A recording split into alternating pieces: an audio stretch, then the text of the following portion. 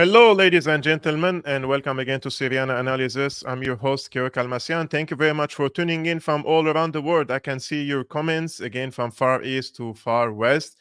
If you are watching me right now, please hit the like button. That would also push this live streaming to the rest of the feed on YouTube, because as you may know, YouTube is also suppressing the content, and especially when we speak about Palestine. And speaking about Palestine, we address different aspects of this conflict. And one of the aspects which, in my opinion, is not well addressed is the fate of the Christians of Palestine and also the Armenians of Palestine. And as you may know, I'm an ethnic Armenian. I was born and raised in Syria, and I have my connection with different Armenian communities all around the world. And I was recently contacted by two Armenian activists from Jerusalem, Hagop, Djernazian and Setrag Balian. They are the co-founders of the Save the ArQ Movement. Hagop and Setrag, thank you very much, guys, for joining me from Jerusalem. Now, I would really love today to speak with you about this very important case, which is you wanted me to speak about, and how the presence of the Armenians are endangered in Jerusalem and also eventually in Palestine. So you contacted me and you guys suggested to shed light on the campaign or the movement yet you guys are leading, called Save the ArQ of Jerusalem. As I understood, there is a controversial land deal that is threatening the presence of the Armenians in Jerusalem's old city. This is a very important case. Can you please elaborate to the people how the presence of the Armenians is endangered in Jerusalem? Yes, thank you, Kevork, for having us and for shedding a light on this very important issue. It's been in the news in the past 6 months, especially, but also before that. So there were two deals pertaining to this land. The land is called the Cow's Garden. The Cow's Garden is a land that was acquired about 700 years ago, but it took a few centuries to acquire it as a whole, as the whole unit that it is today.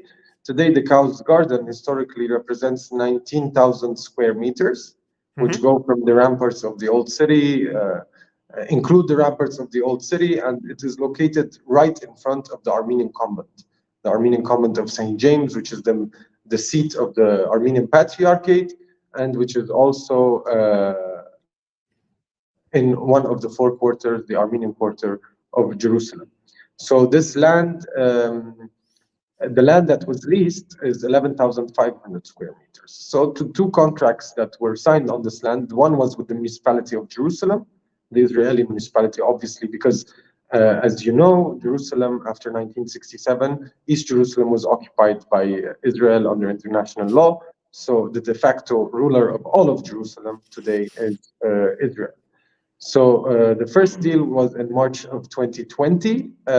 So if you look at the map, it's on the lower west side of the quarter.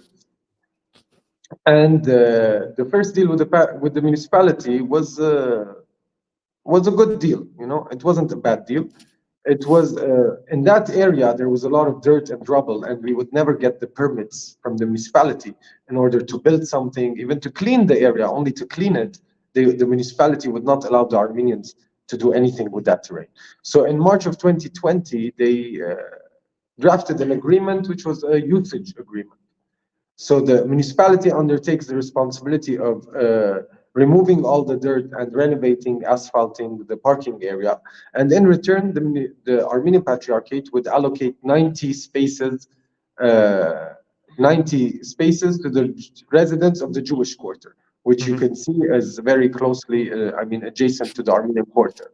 Yes. And of course, like any other municipality in the world, one of the major problems of municipalities is parking lots. You know, parking areas are a huge problem for any major city, and specifically for the old city, which has very narrow roads and narrow alleyways, and you know, all the houses are one on top of each other. It's a pretty dense area. And so this deal was a 10-year usage agreement. The operation, the maintenance, the management of the parking would remain in the hands of the Armenian Patriarchate. And also something important to note is that the Armenian, Christian, and Muslim quarters are not registered in the Israeli land registry. Because of the political problems and because of international law, those quarters are not registered. So by signing this agreement, the municipality also accepts that this land, even according to Israeli law, belongs to the Armenian Patriarchate. Otherwise, documents from the Ottoman Empire, the British Mandate, to prove that these are the land deeds, the land titles, and so on. So this was good, a good deal, except for one clause, which said that if there is ever a hotel to be built and permits are given for the building of a hotel, this usage agreement is cancelled. So there was already the premeditation of another deal when they were signing the deal with the municipality. This was a way for them to get their foot in, you know, and then to pave the way for this other deal with the developers. So the second deal, this is a context, of the deal and the whole issue of the Cow's Garden. The second deal was in July of 2021. It was between the Armenian Patriarchate and the private company called Khana Gardens, Khana Capital. I mean, they're subsidiaries of each other. So Khana Capital Limited, if you will. And it was with a businessman, Australian Jewish businessman called Danny Rothman Rubinstein. Danny Rothman Rubinstein. So they signed a deal, which was a lease of 49 years, renewable automatically, unless the lessee, which is Khana Capital, decides not to renew the lease. So the Patriarchate had no say in the renewal of the lease. So it is de facto 98-year lease of one of the most important places of the Armenian quarter, and one of the most important places in the old city, in Jerusalem, in the Holy Land, if not the world. Okay, we're talking about the Armenian quarter is located on the highest point of Jerusalem. It is of the old city. It is on Mount Zion, which is a very sacred mountain as well.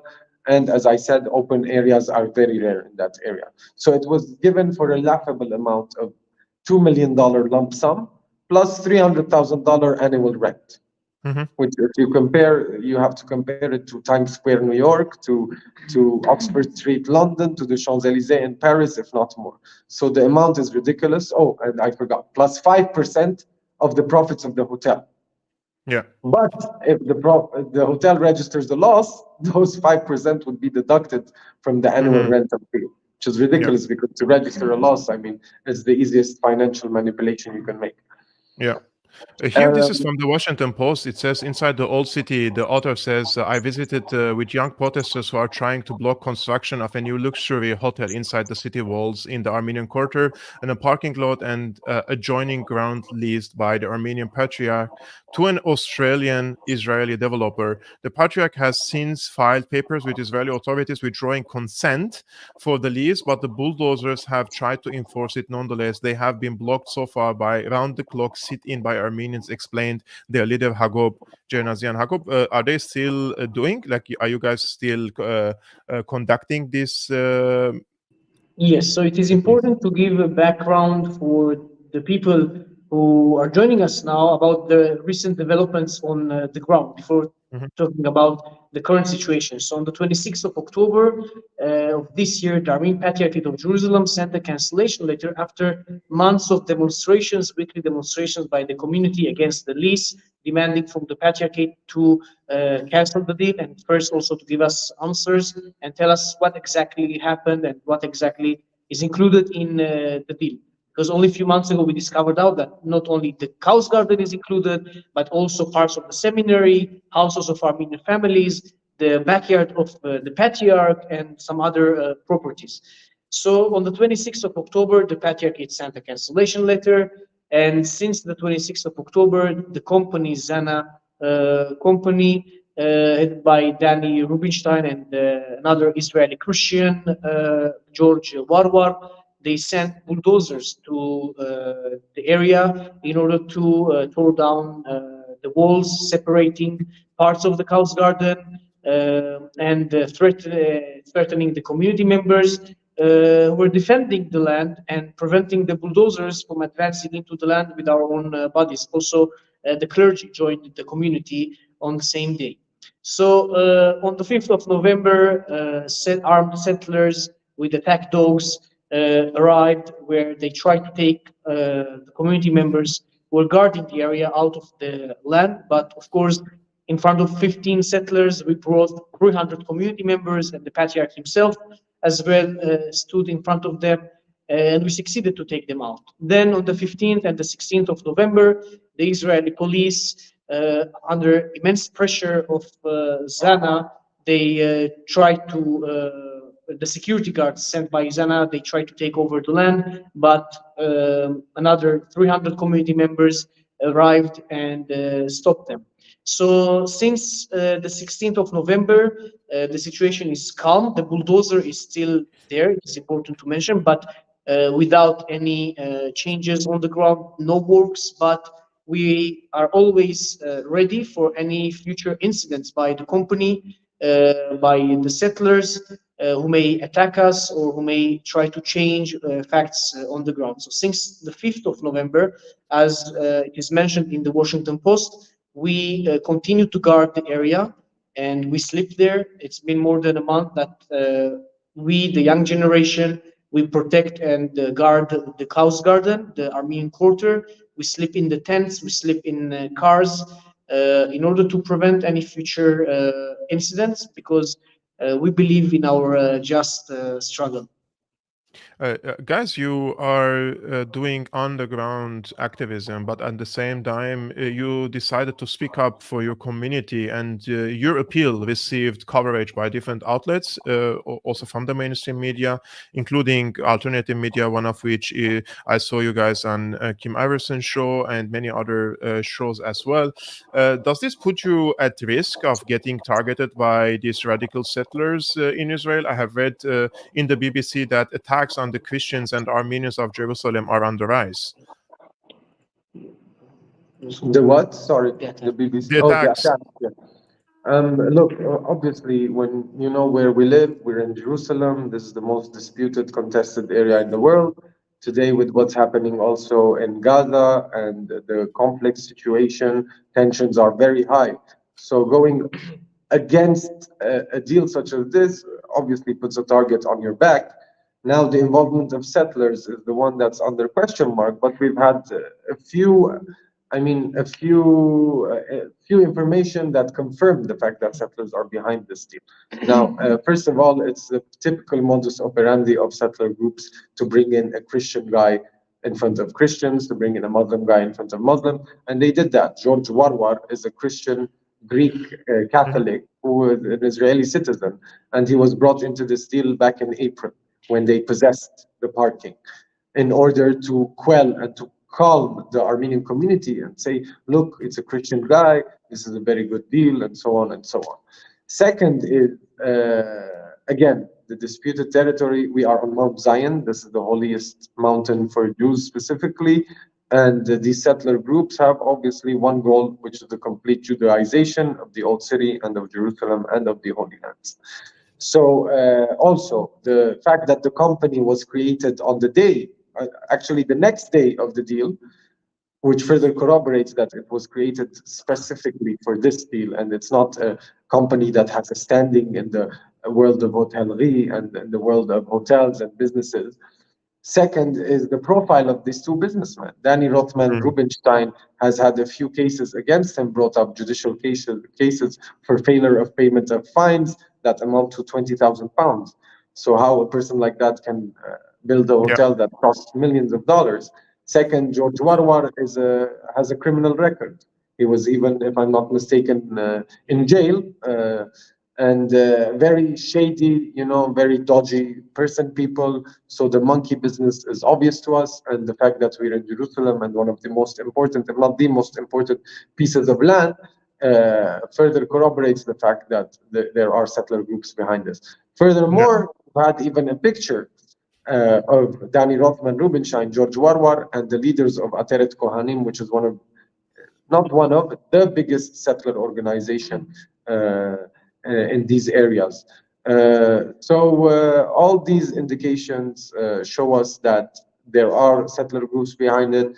The fact that the deal was signed first with the municipality pertaining to this land also shows some sort of government interference also in this. And we are, Hagop is an Israeli citizen because his mother is from Jaffa. He was born with Israeli citizenship. I have the status of Palestinians, which is I live here with a resident visa, a permanent residency, and a blue ID card. So, so obviously we are putting targets on our backs, and it is dangerous, but there is no struggle without sacrifice, and we have made that sacrifice. A lot of the young people are making that sacrifice. The community members are making that sacrifice. So we are willing to make all the sacrifices we have to in order to protect this historic land, this land that was bought through the sweat and the blood and the energy and the time of numerous Armenians of the Armenian Patriarchate, but especially thanks to the Armenian benefactors and pilgrims who gave money in order for the Patriarchate to buy this land. This is why we say this is not an Armenian Jerusalemite issue. This is an issue that is an Armenian issue. This is an issue of the Armenian nation, and this land belongs to the Armenian nation. So the cow's garden is also where we had cows and sheep and animals, and we would feed off of that land. So we have a very close historical, cultural, economic link to this land.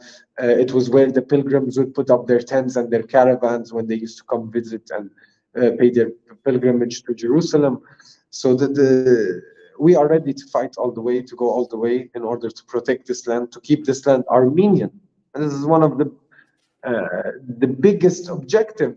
The objective for us is to keep this land Armenian. Whether Jewish, settler, Christian, Greek, Armenian, other Armenian investors, it doesn't matter to us.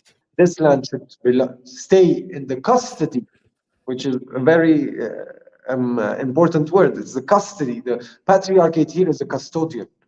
His objective is to defend and to protect the interest of the Armenian community and the Armenian Patriarchate, and those interests go together. Some priests, like the frocked priest who was the mastermind behind this deal, Djernazian, who has since become famous or infamous, if I may. We have seen the videos of him being kicked out of the convent. I think it went around the Armenian world, especially.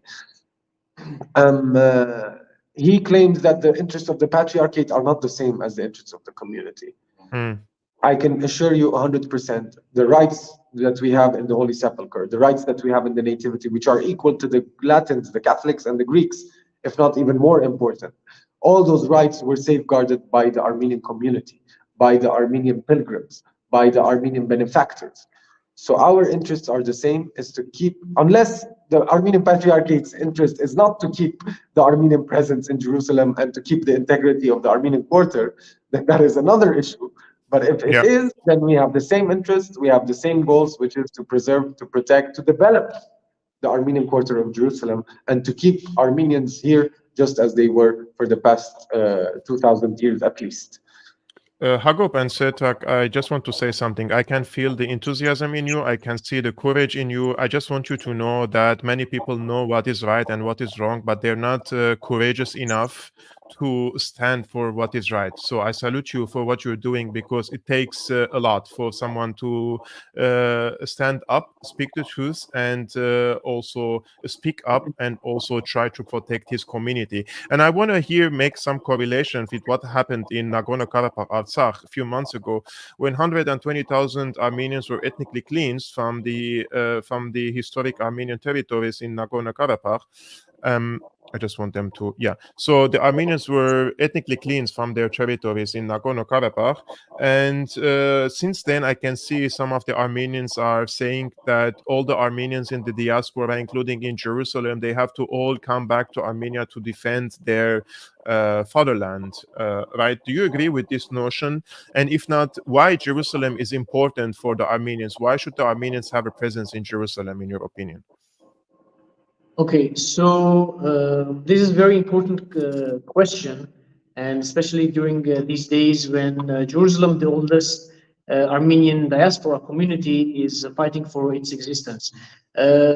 So there are some interviews that both of us compare Artsakh to Jerusalem and Armenia to Jerusalem, because Jerusalem for us, for both of us, and I'm sure that for many other Armenians, Jerusalem is our spiritual homeland, because our presence here dates back to the 4th century.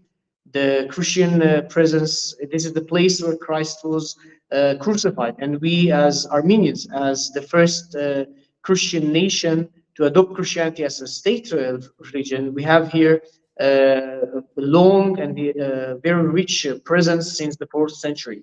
And as Setrag mentioned, we have equal rights in the holy places, where nations, they fight to have rights in the Holy Sepulchre Church, in the Nativity Church. But we Armenians, a nation of 10 million people, we have equal rights to the Catholic Church, where they have billion followers, and the Greek Orthodox, where they have hundreds of millions of followers, worshippers. So we should be very proud of the history, the rich history in Jerusalem. Also, the Armenian quarter. I mean, as I mentioned, there are 4 quarters: the Christian, the Muslim, the Jewish, and the Armenian quarter.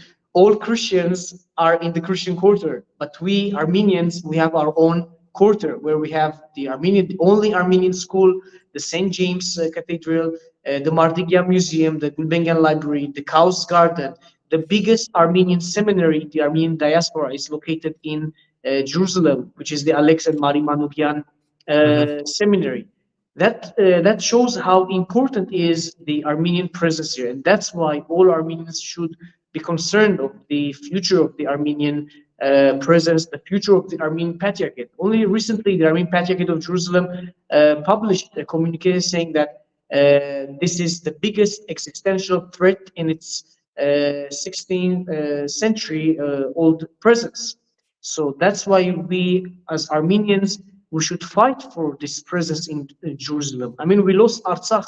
We cannot let for another Artsakh to repeat itself. Jerusalem is equal to Artsakh. We have rich history, we have long history here, and that's why we should fight for it. And I call for all Armenians who are following us now, and also non-Armenians who believe in history, culture, heritage, to fight with us, to join forces to protect the Armenian quarter, because the Armenian quarter is a World Heritage site, and we should all fight for it, to keep it Armenian, and to keep the status quo in the old city, which settlers and extremist groups are trying to change it, and are trying to absolutely erase the Armenian Christian presence in Jerusalem. And to add to that cultural wealth is also the Saint Toros manuscripts, which are very famous manuscripts. We have about 4,000 manuscripts, which is second to the Madenataran, and the third is San Lazzaro in Venice. Also, the most important part of the presence is 2,000 years of uninterrupted presence. Means we've had continuous, and that is where it's very similar to Artsakh, where Armenians have had an uninterrupted presence, like Anatolia until the Armenian genocide.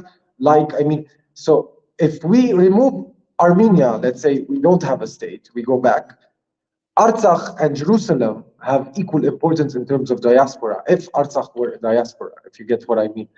So the wealth and the culture and the history of Armenian Jerusalem is not to be underestimated. And to touch upon the repatriation issue, I've thought about this a lot as well. I am also a staunch supporter of mass repatriation, because the demographic problem is one of the biggest problems we have in Armenia. I mean, again, if we had in Artsakh 400,000 people, 500,000 people living, I don't think we would have had the same fate. If we had 400,000 people, 500,000 people in Syunik, it would have been different. And the same goes for all of Armenia. However, there are diasporas that are very important. I mean, for 600 years when we were stateless, it was the diaspora that kept the culture, that kept the history. And even post-genocide, after 1915, if we did not have the Syrian, Lebanese, especially the Middle Eastern diasporas, we would not have kept a huge part of our culture was already lost, but we would have lost, I think, a majority of our culture, of our history. So there is an argument to be made of mass repatriation but it should be, I think, there should be different categories of where from repatriation should be concentrated on, not to sound discriminatory, but each place has its importance and its level of importance. Jerusalem cannot be compared to Glendale. I'm very sorry, all my respect to Glendale but Armenians. that's the truth of the matter. The Armenian community in Los Angeles cannot have the same value as the Armenian community in Jerusalem, where the sacred sites where the Christian. We were in Glendale for this issue, the Cows Garden issue, me and Hagop and I. And when you hear Glendale, you hear Little Armenia. For us, Little Armenia is Burj Hammoud. It's the Armenian quarter of Jerusalem. It's Ashrafiyeh or whatever. And when we went to Glendale, we were like, nothing. They used to tell us everywhere is Armenian. It's like an American city, like fully American, fully capitalist, with Armenian elements that are not that visible, by the way. Okay, a shop here with Armenian there, a flag here, but there's no Armenian spirit, unfortunately. There's no Armenian soul in Glendale, and this is not in any way. I'm not putting down the Armenians of Glendale or what, but this is the truth. This is a matter of fact. And the same goes for Paris. They say Alfortville. Okay, Alfortville, but it stays a French city. It's still mostly French Armenians, In Glendale, it's American Armenians. In Jerusalem, when we say Jerusalemite Armenians, but first and foremost, it's Armenians. And there's nothing else mixed, It's in Syria, in Lebanon, the Armenians are much more Armenian than any other nation. Than they are Syrian, than they are Lebanese. Whereas in America and in Europe, I think you can make the argument that they're more American. More assimilated. And, much more assimilated. And I think you might have an explanation for that assimilation, for that culture preservation. I mean, you followed just very short on. Guys, I'm just not- before we move on in this discussion, this is the X account or Twitter account of Save the Armenian Quarter on Twitter or X. I also would like to ask you guys to explain to the followers now what is this Legal Defense Fund for Jerusalem Armenians, which is, by the way, guys, in the description below. If any of the followers now or those who are watching us live or later in the replay, if they donate to this now, how could they help in this movement and campaign? Where the money is going? Okay, so the Save the ArQ movement, we created this movement a few months ago when we started the demonstrations against the deal, and we called it Save the ArQ, which is Save the Armenian Quarter movement, for the preservation of the Armenian quarter and presence, and to protect the integrity of the Armenian quarter. And people think that we created it only for the Cows Garden, but no, this movement is for the future of the Armenian community. I mean, we are starting with the Cows Garden, but we will go very far with this movement, constitutional changes, protecting other properties, Armenian properties in the Holy Land, in Jerusalem, Palestine. But because once the Count's Garden, let's say we win, we are going to win. But we win, we take it back. They can resell it 5 years later, or even 1 month later, or they can sell other properties. So this is not the main. That's why we are saying constitutional change, to bring members of the community to sit around the table with the patriarchate to take joint decisions for the future of the Armenian presence, for the future of the Armenian patriarchate and community. To touch upon the legal defense fund which we created, we as a community, we have local and international legal teams. The international legal team, they work pro bono. They are Armenians from the US. And we have our local legal team, 3 lawyers that they work as a joint team with the international team. And we decided that the Armenian community of Jerusalem, we need to have our own lawyers to represent us during negotiations with the Armenian Patriarchate, and also to represent us in this case, and if needed, even to go to court. And Yes. when I say negotiations with the Armenian Patriarchate of Jerusalem, unfortunately, I'm saying, yes, we are cooperating with the Armenian Patriarchate of Jerusalem on the ground. I mean, but it's not enough to build a tent or stand in front of the bulldozer with the Armenian Patriarchate, with the clergy. It is important also to join forces and work together also on the legal front. But unfortunately, these days, the Armenian Patriarchate of Jerusalem are not cooperating that much with our legal team, local and international team, in order to join forces also on that side. That's why we need this legal team, and that's why we collect these funds to pay for our local legal team, who continue day and night to work around this case. They collect information, they opened for us, and they continue to open for the community many doors. And that's why we are collecting these funds. People ask why the Patriarchate is not paying for the legal expenses of the lawyers. This is the reason, because the Patriarchate is not cooperating with us, unfortunately, now. And that's why we decided that we should have our lawyers. And I would like to use this opportunity also to call upon the Armenian Patriarchate of Jerusalem and demand from them that they should cooperate with the community. It's not enough to cooperate on the ground, but it is important also to cooperate with our legal team. If we want to present and if we want to show to the other party, to the company and the settlers, and to everyone, that we are united and we join forces also here, it is important to cooperate with the community. At the end, those who believe in just struggle will win it, and at the end, those who cooperate and join forces will win it. But if we are separated, and unfortunately, for years, Armenians had difficulties to cooperate and be united. We don't want this to happen also in Jerusalem. And we are, the community as a whole, all political parties, all the clubs, all the institutions are cooperating now.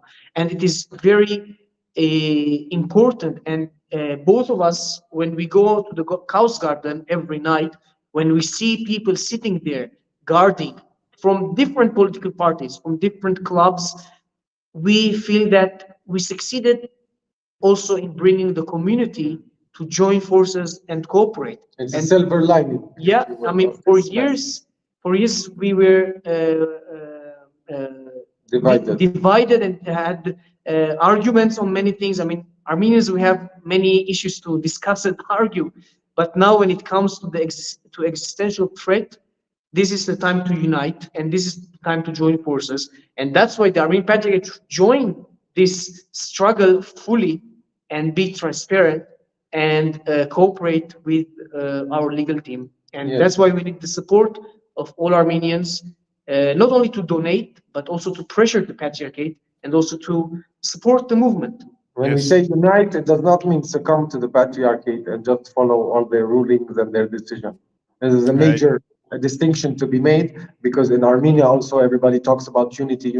There are forms of unity. Unity is when you accept that the ones in front of you are equal and you have a lot to offer to each other, and you work together and have a goal together, a strategy together, a vision together. Not one part decides on everything and the other just follows. This is important.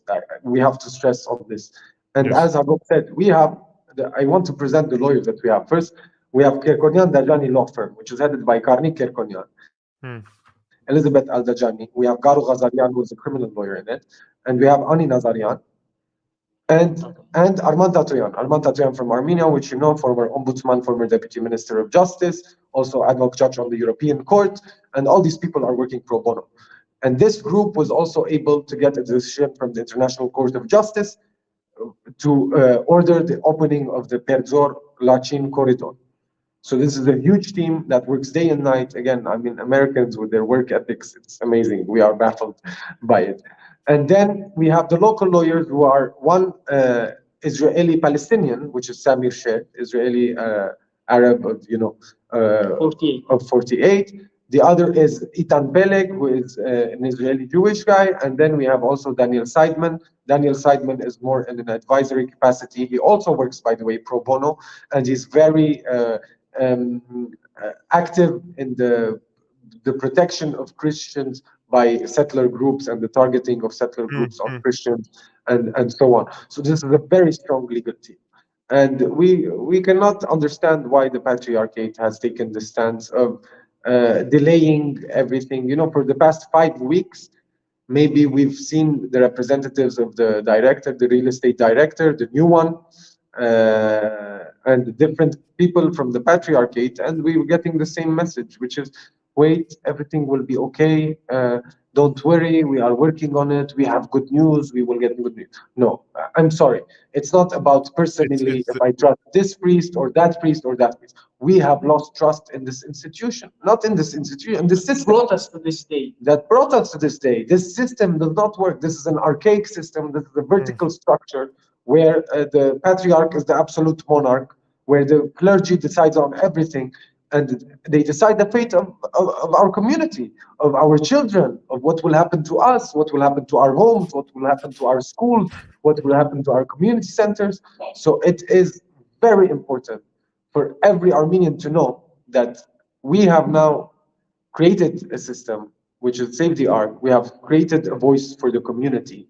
And all their support should go to this community group, because up until now, on the ground, the most accomplishments, the most successes were thanks to this movement.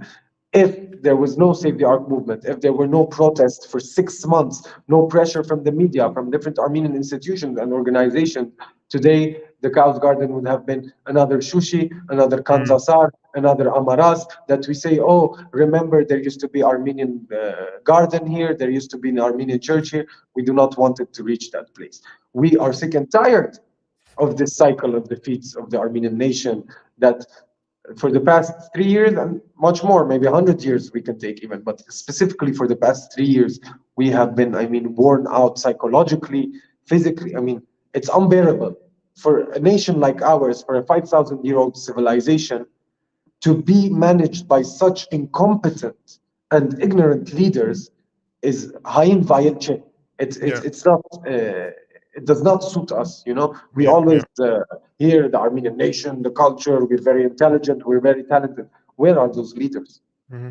And The the only Armenians way need to better leaders, yes, better spiritual leaders, better political leaders. And one of the commentators say, "Why did Armenia stab Russia in the back, boys?" And I was going to say, Armenia doesn't have its independent character. It's the leaders who decide sometimes, and sometimes they take wrong decisions. And this is something that we can discuss about it. But guys, this is not only an Armenian issue. If you want to preserve also the nature and the culture and the heritage and the religion, the diversity in Jerusalem, the page for the crowdfunding for the Legal Defense Fund for Jerusalem Armenians is in the description below. This is the page that I'm screening, but the link is in the description below. If you can afford a few boxes, that would be very, very appreciated if you can donate to this crowdfunding. Hagop and Setrag, you can tell me.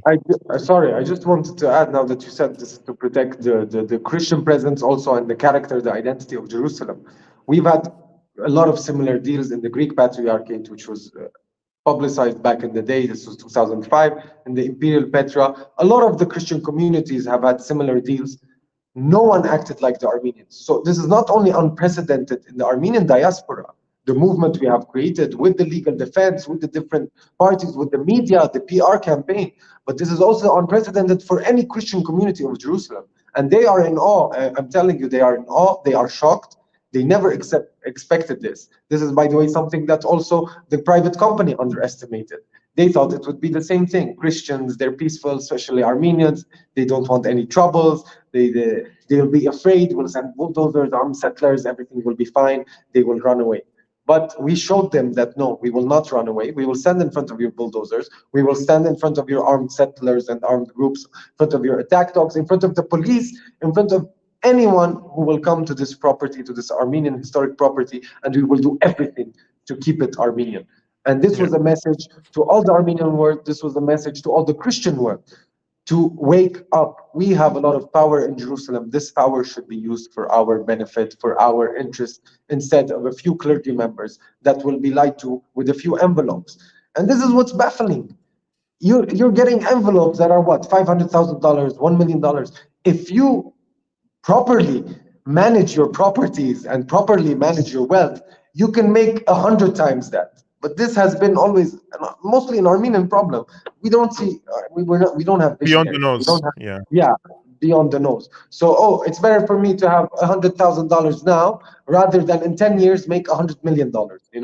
Because they don't want to put the effort, they don't want to put the job. They just content themselves with peanuts, when really we're sitting on a gold mine and we're sitting on immense wealth that, we always say we can live like Kuwaitis. They get minimum salary, I think, from the government because of the oil sales. So this can be accomplished. The dream we have, the vision we have as a community for this quarter, we will present it one day, and people can see what can be. We can dream of a future where it serves our interest as a community and as a patriarchate. The role of the patriarchate should not be underestimated either. The institution is what has preserved. Up until now, it had preserved. But today, when we have external threats, when the occupation of Jerusalem, the pressures from the government are increasing, the only way to keep it is to work together with the community, as Hagop said, to bring in committees of the community that will decide together of the fate. And if we fail, we will fail together. We will not play the blame game again. Oh, it's the church member. Oh, it's the clergy. No, we all failed as a nation. I can see that the Christians and the Armenians in occupied territories are under immense pressure, and I can see also the Christians in the Gaza Strip are targeted by the Israeli occupation forces, many of whom were bombed in churches, and they were sniped a few days ago. Two ladies, if I'm not mistaken, were killed by Israeli snipers. I would like to end up this conversation with you guys with this question: how do you guys, as Armenian Christians in Palestine, see the unconditional support of the American quote unquote Christian Zionists to Israel? What is your message to them? We suggest them to rethink once again and to support the right people who protect their rights also in the holy places. I mean, the Holy Sepulchre is not only for local Christians or only for the Middle Eastern Christians, but also for all Christians around the world. So they should come and see by their own eyes what is happening on the ground, where Christians are under immense pressure, where Christians are being targeted for years, are being targeted, churches, patriarchates, institutions, schools, all are being targeted, and the Zionist Christians should rethink and I mean, it's crazy. Honestly, it's crazy. The amount of support and financial support they give to. Look, I'm not here to judge who you support, who you don't support. This everyone has his own conscience. They will have to deal with history in their own way.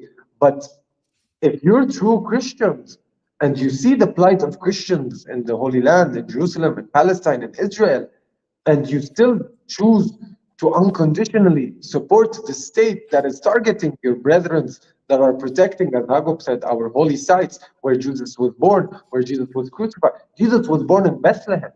Today, Bethlehem is under almost a complete blockade. It is very difficult to go in, to go out. This is the birthplace of Jesus. And now we are supposed to celebrate that event, the birth of Jesus Christ in Bethlehem, behind walls, behind barbed wires, behind military installations. I mean, how can they not understand that Israel today does not protect the Christians? I'm very sorry to say it. As much as they want to portray themselves as the only democracy in the Middle East, the only ones that guarantee the freedom of religion and freedom of worship, where is it? Where is it if we can't even build a church? There is an Armenian church that is half built for the past 40 years. And through different negotiations, we even gave a few lands in order to complete the church, and still they stopped us from building a church. One church, I think in the past 30 years, do you know of any churches that were built? not even a house was built in the Armenian quarter since 67.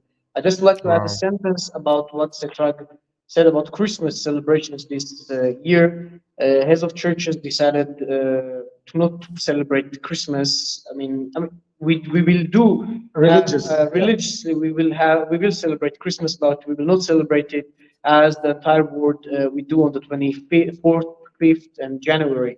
And it's the first time in history that there is a chance that Bethlehem and Jerusalem will be disconnected from each other on Christmas Day.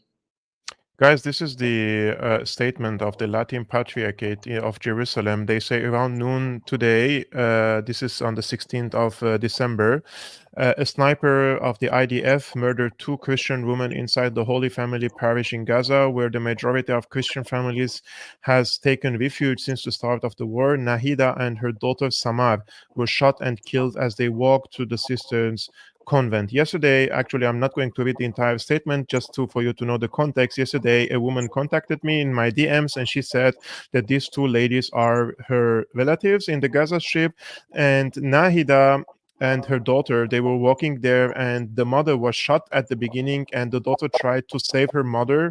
While she was trying to save her mother, she received another bullet, and she was murdered on the site. So this is happening, unfortunately, all the time nowadays in Palestine, in West Bank, in Jerusalem, in the Gaza Strip. And I'm very grateful for you guys, Hagop and Setrag, for the job you're doing. As I mentioned, guys, the X account of the Save the Armenian ArQ Movement is in the description below, and also the crowdfunding for the legal team is also in the description below. Hagop and Setrag, I will leave you here. I know you guys have to go also somewhere else. I will just continue with my audience just a few words before I end up this conversation? Thank you very much We for try being. to keep ourselves busy, 24/7. Really, I'm very grateful that you contacted me and also told me to cover this case, because I myself, I wasn't ignorant about this case. So I wanted to shed light on this, and also for the audience to know, because the moment we enlighten the people's brains, they get more active on the political scene. And I hope this would be helpful for you. Thank you so much, guys. Thank you. Thank you. Thank you Bye-bye. for having us. Thank you. Bye. Bye-bye. Bye-bye. See you. Guys, first of all, I'm very happy that you guys have tuned in for today's live streaming. I know this is probably a little bit a special coverage of a case that is not directly related to, let's say, the Gaza issue. However, I wanted to host two Armenian Christians from Jerusalem who are doing an activism in Jerusalem to protect their community, to protect their identity against the Israeli attempts to erase the presence of the Armenians and the Christians in Jerusalem, and also against the corrupt Armenian leaders as well. Therefore, this was important to do this coverage. However, if you're watching this live streaming or later the replay of this video, tomorrow is Tuesday, the 19th of December, guys. I'm going to play a recording of an interview I did today with Dr. Daniele Ganser. Dr. Daniele Ganser is a Swiss expert of international relations. He is one of the most outspoken experts against the NATO wars and the NATO expansion, and also the American imperialism in Europe. He's very well known in Germany and very well known in Austria, because most of his lectures are in German. However, he also gives some of his lectures are in English, and some of his books are in English. This is one of his books that I received as a gift on my 2022 birthday, Illegal Wars of NATO. It's in German. And today I did the interview with him for 50 minutes. Tomorrow I'm going to broadcast it on Syriana Analysis at 5 p.m. Central European times. I'm very excited about that. When I emailed him, I had like 1% hope that he would reply and respond to me.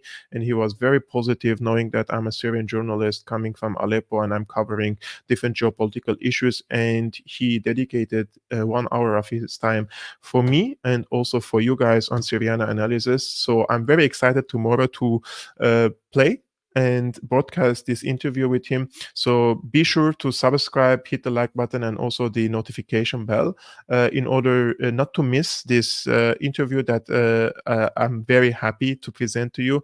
And if you guys want to support my independent work, like I'm doing this one, which is 100% independent with no affiliation to anyone, you can support my independent work on patreon.com/Syriana Analysis. It costs you only $2, but it gives me a great help to continue as an independent journalist. And we will see you tomorrow. Ciao.